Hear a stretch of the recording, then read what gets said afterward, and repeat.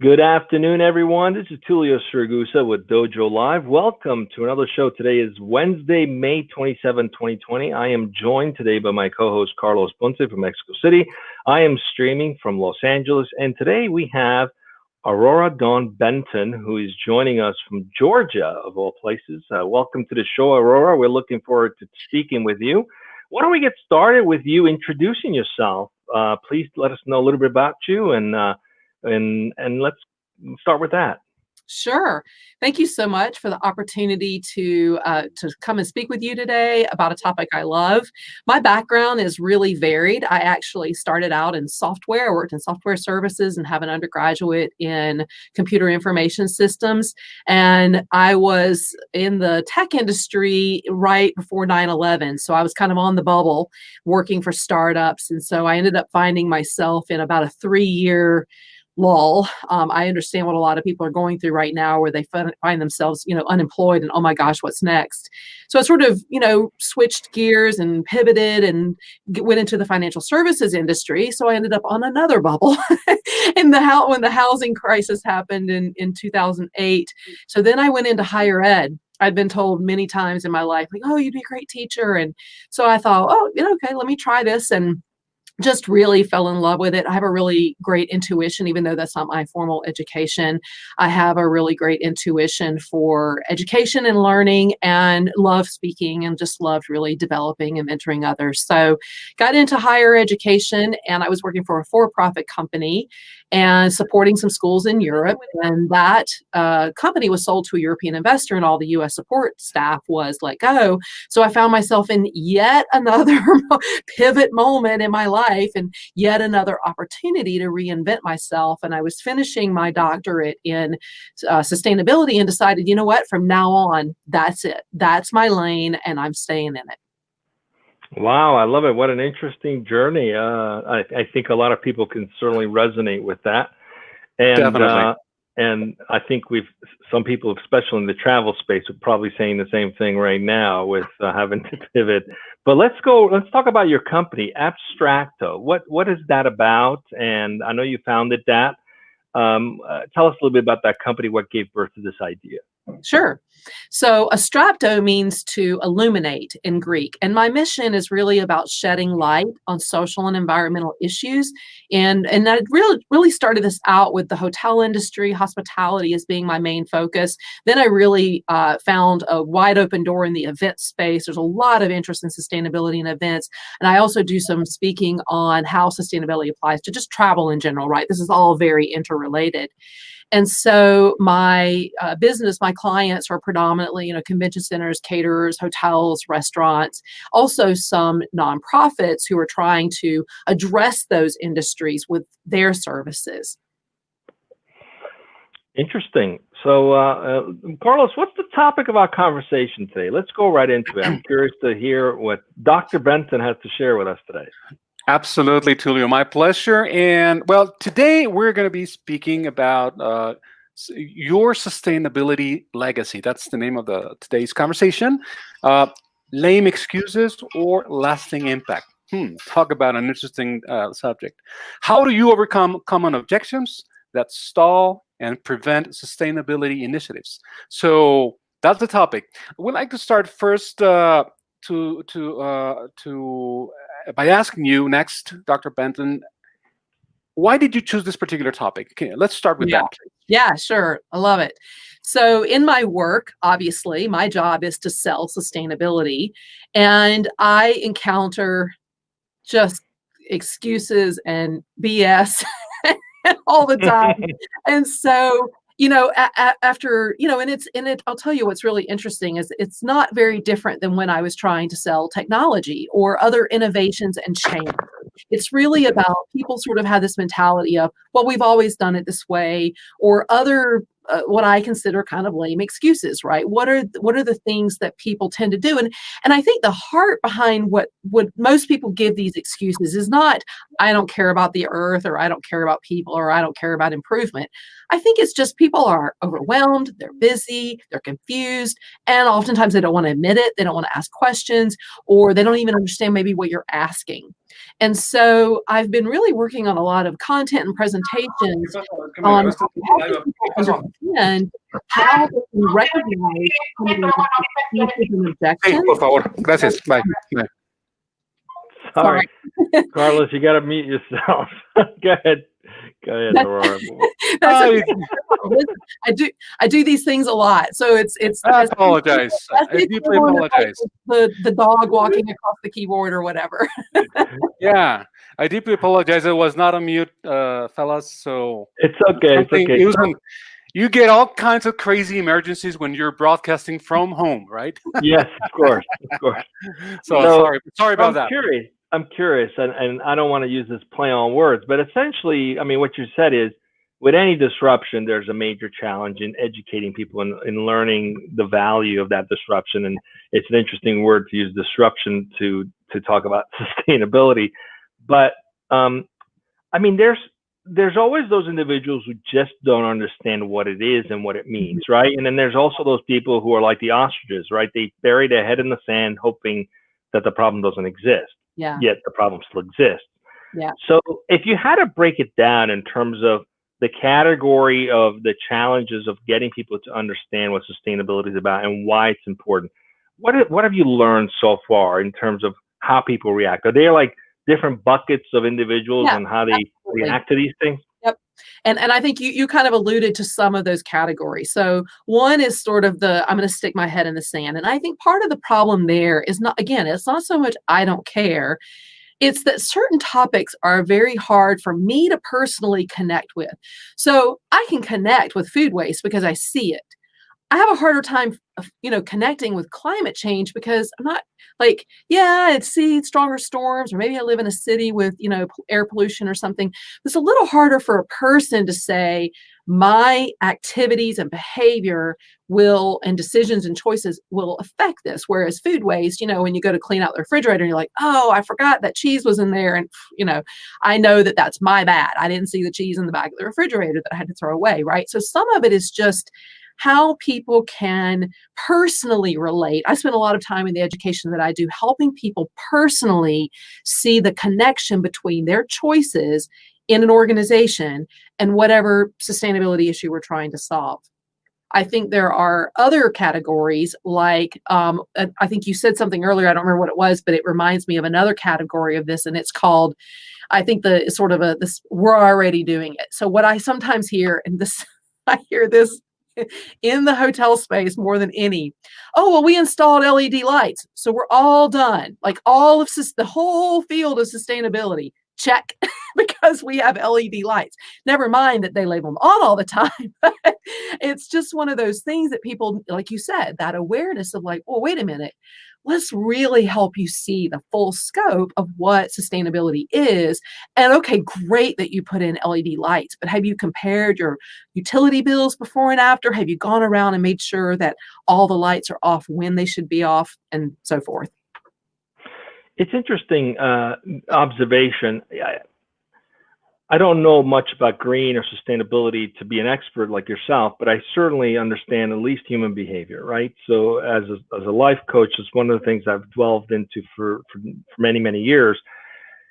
And is it that just people, one, don't want to take responsibility or be accountable for themselves? And is that partly caused, for thousands of years, let's face it, we've sort of been fatalistic in saying, the Earth's been around forever, it's always going to be around, and someone else is in charge of it, and we'll always make sure it's fine, right? Versus I'm actually accountable to what I do, and that actually has an impact not only on the Earth, but everyone around me, and ultimately back to myself. How much of this mindset causes people to push back? In other words, they're unwilling to take accountability. And also the sort of a little bit of fatalistic leftover that's around. And how do you get around that? It's all about awareness. It is all about awareness. And again, I'll go back to what I said earlier, because I'm all about making sustainability practical. It's about connecting people within the scope of what they can actually do and change, and helping them see the connection between those choices and some improvement, right? And so in an organization, what this might look like is, I do a lot of training on food waste, for example, right? So helping someone who is a banquet captain, right? So this is a person who's has some control over food and whether that food maybe goes out on a buffet. We'll suspend for a moment the conversation about whether buffets will ever happen again, but it will still be somebody's choice, somebody's decision to decide how food moves from a safely secured place out in front of people. There is a window of opportunity where that food can be rescued and then given to people who are hungry. The way especially with the events industry, the way things have run is it's all about like, let's keep everybody happy. Let's keep the food out. We want the buffets to look nice and full. And so we have built up these entire sort of sets of expectations. And some of those are based on, the programming we've had for thousands of years, right? Like, oh, I want to see all this beautiful food. I want to smell it. I want to, have all these experiences. And so we're not trying to take away from that. But when I can do some training that helps that banquet captain understand that a small choice they make in where and how food might get placed and being able to set some different boundaries with the kitchen staff, the client, etc., within reason and not to deplete in the overall experience of the guest, that they could make the difference between 40 meals going in the trash, going in compost, or going in the stomachs of people in their community, people they probably live near, and making a difference for those people.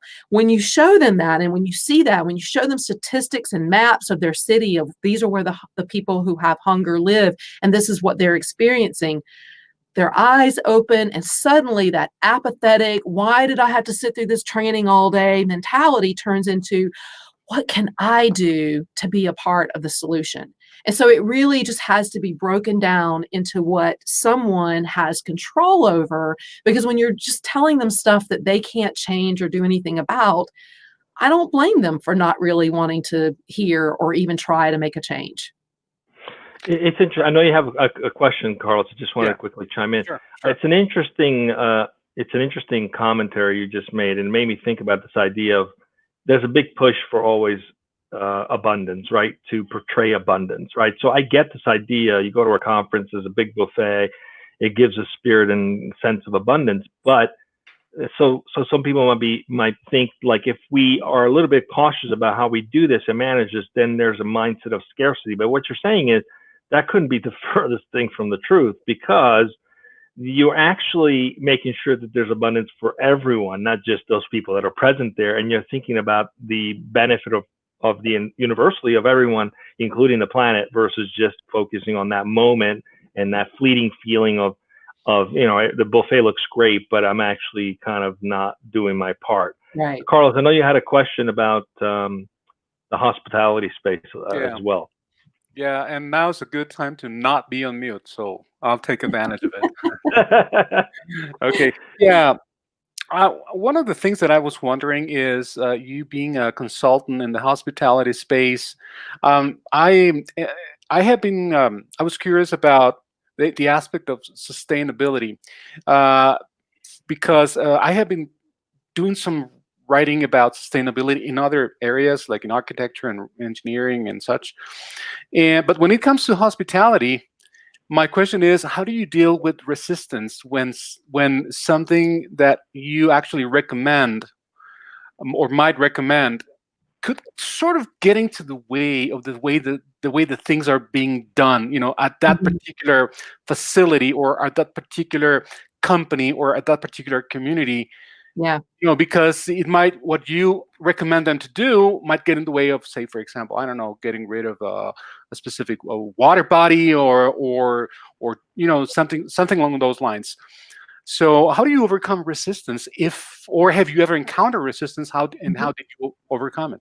Yeah. So a key thing that you just said is particular location, particular company, particular place, community. Sustainability is so contextual. It's so contextual for a few reasons. One, the people who have to really make the daily change live in that community. It's the people. I just gave you the story, right? So if you refer back to that, it's a perfect example of you can get people to care by thinking about their particular community and their particular job. Another reason that it's contextual is the motivations of key decision makers. Most of the time, a business case is needed, but there may be other motivations that the board or the executives or investors or whoever the key kind of stakeholders and gatekeepers are, that you need to understand the context of what that audience is trying to achieve. And I can guarantee you that you can find a way that sustainability can support, augment, enhance, and improve whatever it is they have in mind to do. The other piece of the context is that so much of sustainability solutions, especially when it comes to energy, water, and waste, are contextual to the location. So you can see these, again, this is why it gets really hard, right? So maybe I'm a hotel manager in Tampa, and I'm reading articles and watching webinars and seeing all this stuff about how I need to compost. You need to compost. Well, I bring up the example of Tampa because I have a client there and I know this firsthand. There is a commercial composter there that is maxed out. There's a waiting list, and the city is still in the process, and this has probably been delayed at this point, of trying to get more capacity for composting. This is the case in a lot of cities. And of course, in a lot of Latin America and other countries, you're going to have situations where there may be zero composting infrastructure. So you're reading about this great thing, composting. We should all be composting. But how? Where? Right? And so the context. Now, I can go to a community in California, like Napa Valley, where composting is the law for commercial. They have brand new facilities with state-of-the-art, innovative composting abilities. And then, the town I live in, we barely have recycling. And it's not even curbside. I have to put it in my car and drive to a place that has a sign that says recycle at your own risk. I'm not lying. So it's Wow. so contextual, right? And so you really have to understand that sustainability is not a simple checklist that you could easily apply to everyone. It will take the work of understanding the context. Absolutely. Thank you so much. So in light of what's happened recently with worldwide lockdown, stay at home, and COVID-19, a lot of companies are going to need to restart, especially in the travel space. Is this, I hate to say an opportunity because, there's been such a pause essentially. Is this an opportunity to come back and do things better and differently? What can companies do to prepare themselves to return, in a way that's more sustainable than they were when they went into, when they basically had a lockdown? Right.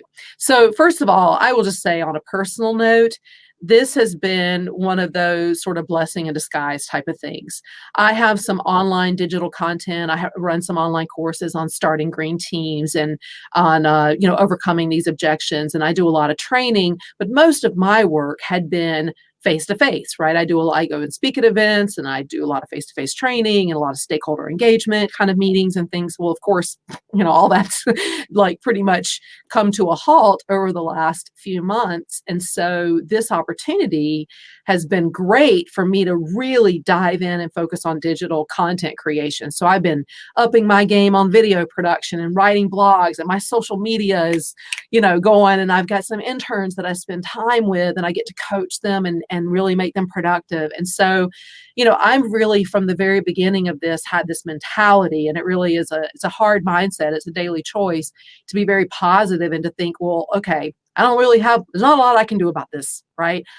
I can't really do much work until my clients can start doing work. And I know they're sitting around going, when do we get to work again, right? And so what I can do is make the best of every moment I have to keep driving forward my mission, which is to shed light on social and environmental issues. And my vision is to see people who don't even have sustainability in their title or any expertise be empowered and equipped to make sustainability happen in their organization. That's what I do. And that's what my Green Team course does. And I love seeing that happen. And this has given me a little more opportunity to focus on that. And so I think that just generically speaking, that's the case. Specific to hospitality, I could really talk way more than my allotted time here on the opportunities to reboot with a resilient mindset of sustainability, and especially to leverage technology that's been around for a while. The hospitality event space is not a particularly high tech space when it comes to just the execution of these things. In some, there's of course a spectrum of that.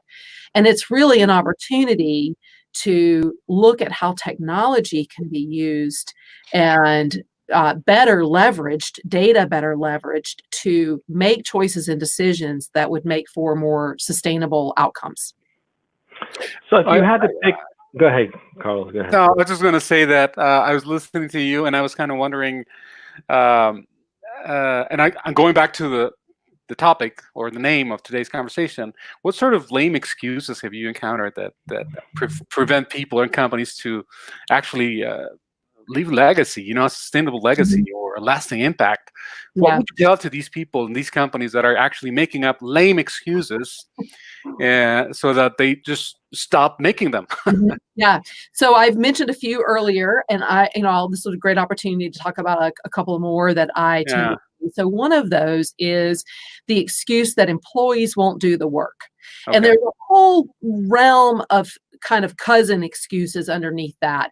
And it's, we can't start a green team because we have too many language barriers or too many different languages in our staff. And, their schedules are all over the place. Or, they're not going to spend an extra 5 minutes here to do anything about food waste. I mean, I hear things like that a lot. And of course, any place where there's unions, it's exacerbated. It's even more so. But I know from first of all, we were talking about this earlier, human behavior, right? It can't treat employees like they're heartless, mindless people that don't want to do good for their community. And I have seen every single time I have done training with clients, every single time I train staff, I see hearts begin to beat, eyes open, and an awareness and an excitement to be involved in things. So I don't buy the excuse that employees won't do it. I think that's a lame excuse, and I think that goes counter to the trend we had been seeing more and more about employee engagement, employee satisfaction. The hospitality industry before this pandemic happened was facing a tremendous labor shortage. Right. And so getting and keeping good talent is challenging. And there is study after study after study that shows that the younger generations are looking for companies that have purpose and their brands and their missions and the way they walk the talk about sustainability and purpose. And what I've also found, though, is that very few companies are good at really providing the specific opportunities. And so with my green team course, a lot of college students go through that. And those college students start green teams in multilingual environments, in high pressure hospitality environments, and they get stuff done because they care and because I've given them just a step-by-step, easy process to follow, right? So I think that is one of the lame and really frustrating excuses that I hear. I'm happy to share more, but I don't want to go on and on. Thank you so much. Go ahead, Celia. Those are absolutely lame excuses. I mean, it's human nature to want really three things, right? A sense of belonging, meaning, and the ability to have an impact. And organizations that just don't get that don't understand that employees want to have a sense of belonging, and not just belonging in the team, but a sense of belonging in overall, and wants to do things that are meaningful and that want to have an impact, not just in the companies they're in, but in the world around them. They're not going to exist in the next 10 years. They're just going to become dinosaurs. So for those company leaders who are too scared to do these things or don't want to make the investment, they're actually going to hurt themselves long term. So shame on them for using those lame excuses. I'm curious to go into a little bit about what are some of the low-hanging fruits. We talked about rebooting, right? Some industries are going to need to reboot, the travel industry, the hospitality industry. What are some low-hanging fruits that organizations and companies ought to think about as they reboot that they can implement like right now as they come back sort of to life, so to speak? What are some of the low-hanging fruits? Yeah, absolutely. So first of all, start a green team, right? And I don't mean 15 minutes, the last 15 minutes of another meeting you hold. And I don't mean just the executive and department level people. I mean a green team that integrates every level of the organization and every department. You can do it virtually. You can set up a Slack channel or WhatsApp or whatever. There's all kinds of great technology, and you may already have those things in place. Have a green team. Just to at least have dialogue and conversation. Have a green team. That is low hanging because it's pretty much free. Like, it's close to free, right? It's just a little bit of people's time. And if you're willing to invest and they're willing to invest, it's a great payoff. So I would say that is an easy low hanging fruit. I think another really great low hanging fruit is to look into developing buy local programs. I don't have the time here to really explain it, but I'm just going to plant that seed, put that out there. And if anybody wants to talk more about that, happy to. I do webinars and stuff on that topic. Love the idea of supporting local communities, entrepreneurship. There's just multiple benefits and sustainability outcomes with that kind of strategy. I think another is to really take a pause and think about the human health impacts of all the disinfectants and cleaning and everything. There are toxic side effects, and not all, just because it cleans doesn't mean it's actually healthy for us. And there are some interesting studies out there that talk about the cancer-causing chemicals or the lung deterioration of custodial workers. And so before we get to let's spray and clean and everything, let's make sure that we are caring for the people who are out there on the front line doing that work. And so let's make sure we're researching and understanding the human health impact. And then the other thing would be plastics. Everybody keeps asking me about plastics, the gloves, the masks, all the plastics. It's going to be a mess for a while. So start thinking and questioning whether you need to use all the plastics you're using, and really do a little research and determine, are you believing the truth about the plastics you're using and needing, or, is there maybe a better opportunity, especially when it comes to compostable serviceware or things like that? Nothing like education, sounds like. The more people can get educated, the better. And speaking of education, for those of us a little green on this topic, what is a green team? Please explain that really. Glad you asked. So it can go by a lot of different names. It doesn't have to just be green sustainability stuff. It can be a community care group. It can be the sustainability champions. Call it whatever you want. But the point of it is that in a lot of organizations, especially let's talk about the hospitality industry, right? A lot of the big brands will have a sustainability department at the corporate level, but an individual hotel or restaurant a lot of times is rather disconnected for a lot of reasons that are really legitimate. So no criticism here from what those initiatives are. And so you don't necessarily have somebody at the property level. And this goes, even if you're not in hospitality, you can apply this to any industry. In your location, you probably don't have a sustainability department. There's probably no one who who has the title sustainability, for their job description. So it tends to be kind of an add-on, right? This person has an interest. Oh, who's that guy who always rides his bike to work? Maybe he cares. Or the person who pulls together volunteers. It's taking these people from different departments who are interested in sustainability and to start figuring out what are some things that we can do as a team, right? What can we prioritize? What do we have budget for? What's our wish list?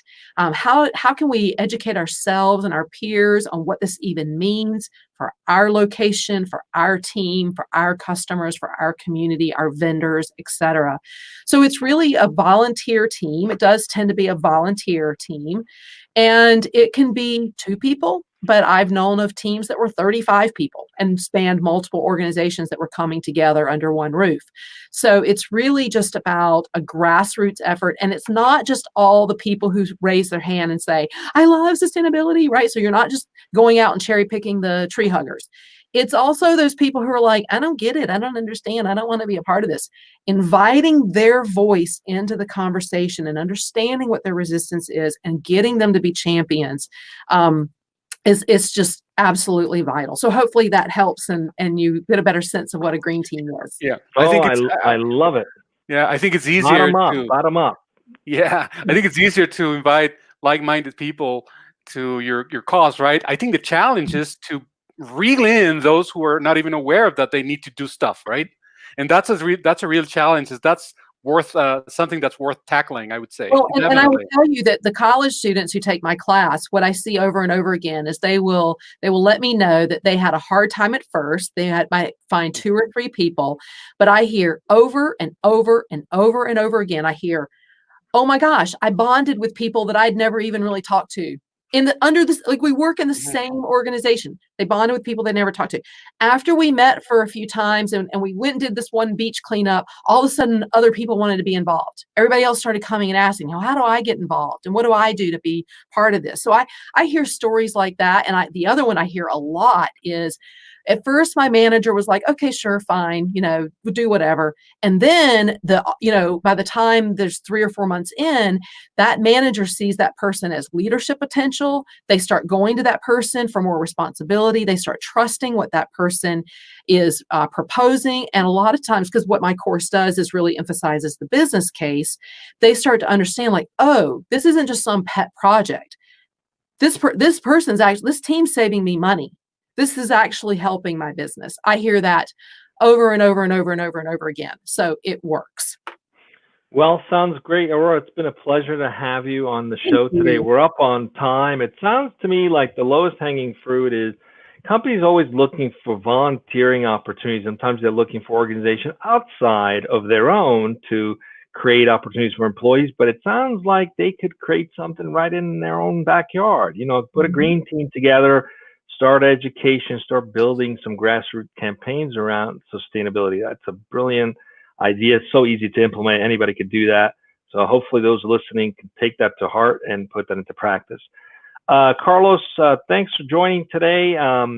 We're done. We have the recap show coming up Monday. We're going to recap the past 2 shows. We didn't have one this past Monday because it was a holiday, but maybe we'll recap 4 shows this coming Monday. We'll see if we can make that happen in 10 minutes. So for those of you who didn't catch the shows yesterday and today, we'll have a recap of the key points in a 10-minute period. So join us on next Monday. And then what's coming up for next week, Carlos? Sure, Julio. Absolutely. We have 2 shows next week, Tuesday and Wednesday. The one on Tuesday is going to be about, it's titled The Challenges of Quality Screen Time, or Does Streaming Storybooks Crack the Code?